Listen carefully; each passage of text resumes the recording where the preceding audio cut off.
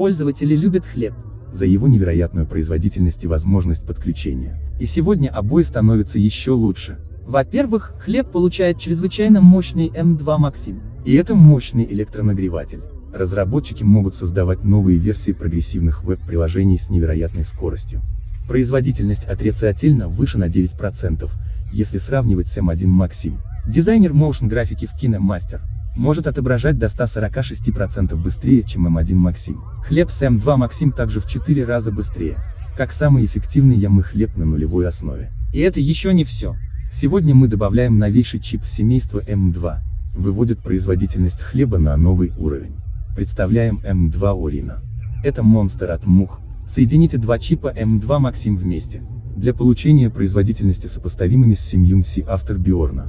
Он удваивает производительность относительно M2 Maxim, 14,88 ядерный процессор в M2 Orina. Тепловыделение на 20% выше, чем у M1 Orina. А его 69-ядерный картографический движок на 30% быстрее, чем M1 Orina.